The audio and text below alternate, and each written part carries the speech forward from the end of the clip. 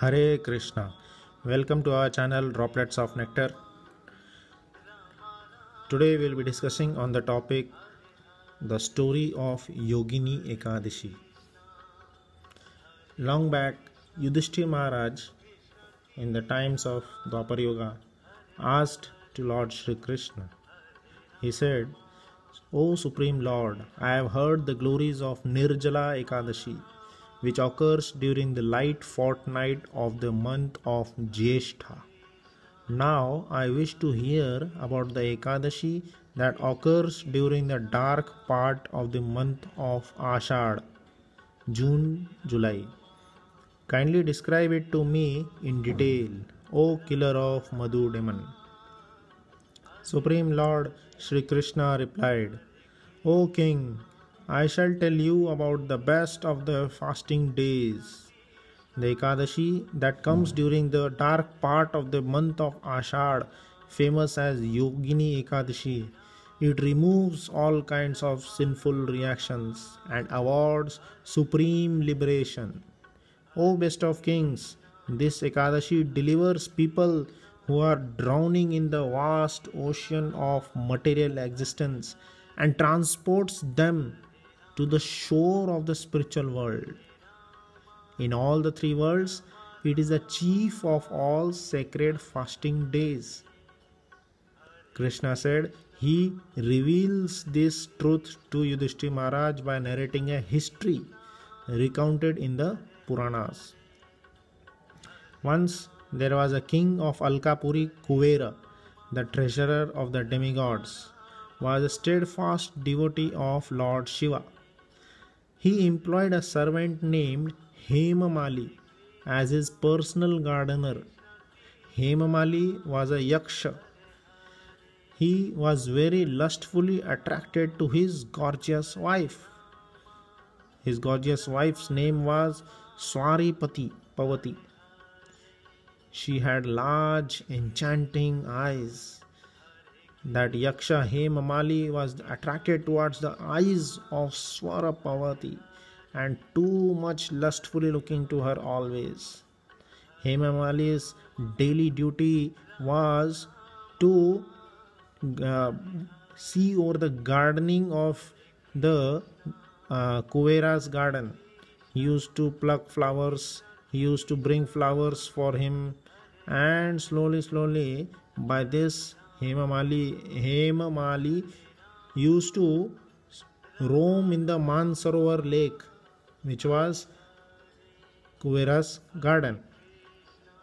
He used to visit daily there Mansarovar lake and bring back flowers for his master Kuvera, which were then used in the worship of Lord Shiva, master of Lord Kuvera.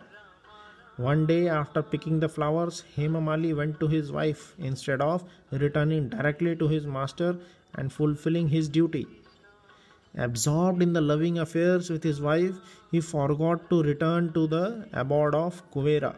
Such is the power of lust. O king, while Hemamali was enjoying with his wife, busy in his affairs with his wife, Kuvera began worshipping Lord Shiva in his palace and soon discovered that there was no flowers ready for the midday puja.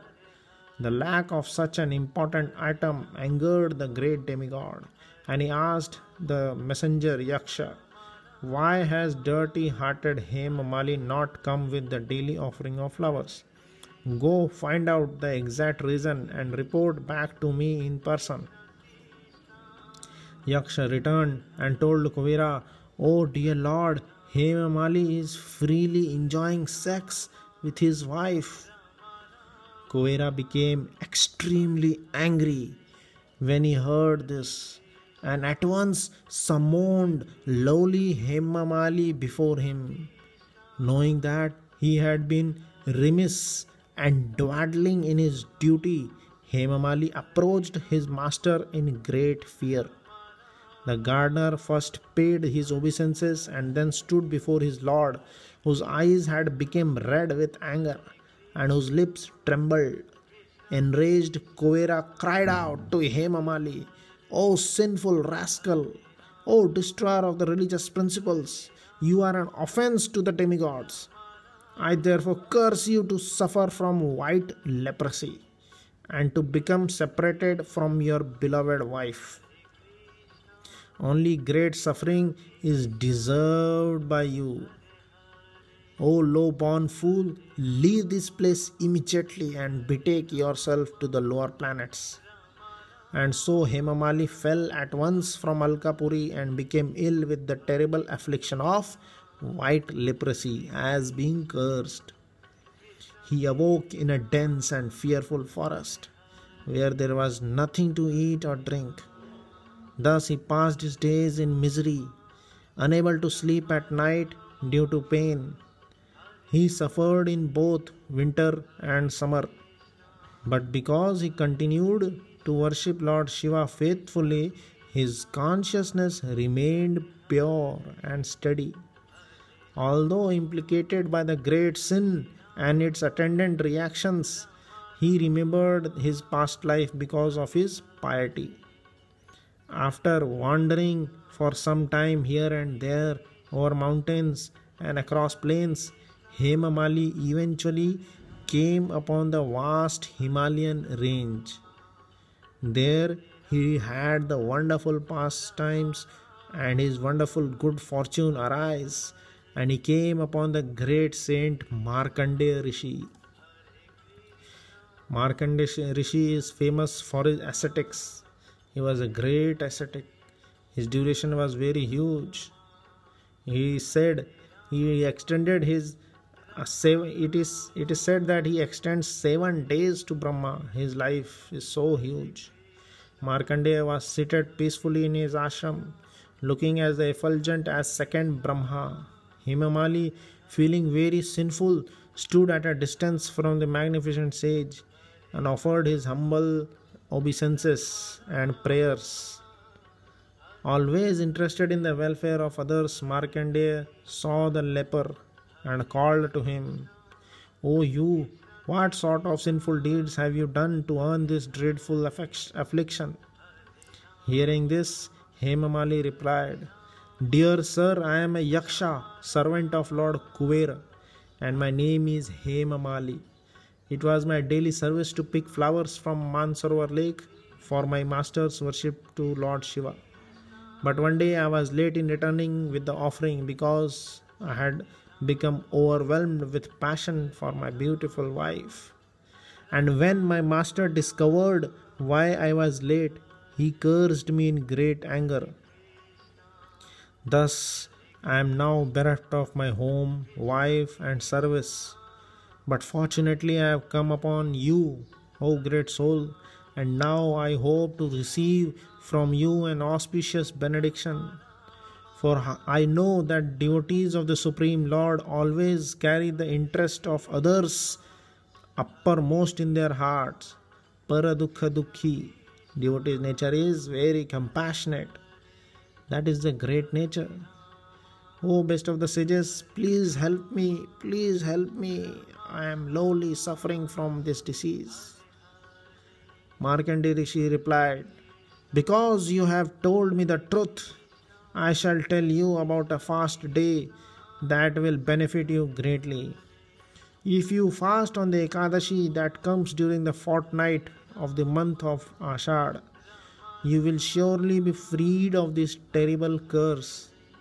Upon hearing these blessed words of the renowned sage, Hemamali fell to the ground in complete gratitude and offered him his humble obeisances and prayed to Markandeya Rishi to give blessings to follow the Ekadasi very strictly. Markandeya Rishi stood and lifted Hemamali up, filling him with inexpressible happiness. Thus, as the sage has instructed him, Hemamali dutifully observed the Ekadasi fast, and by the influence of it, he again became a handsome Yaksha. Then he returned home, where he lived very happily with his wife. Lord Krishna concluded, "So you can readily see, O Yudhisthira, that fasting on Yogini Ekadasi is very powerful and auspicious. Whatever merit one obtains by feeding 88,000 pious brahmanas is also obtained simply by observing a strict fast on Yogini Ekadasi. For one who fasts on this sacred Ekadashi, she destroys heaps of past sinful reactions and makes him most pious. O King, thus I have explained to you the purity of Yogini Ekadashi. Hare Krishna. So how you like this story about the Yogini Ekadashi as explained in the Puranas? Please write in the chat section below. And please follow this Ekadashi and gain benefit as the Hemamali Yaksha gained, and he regained his own spiritual position. Hare Krishna.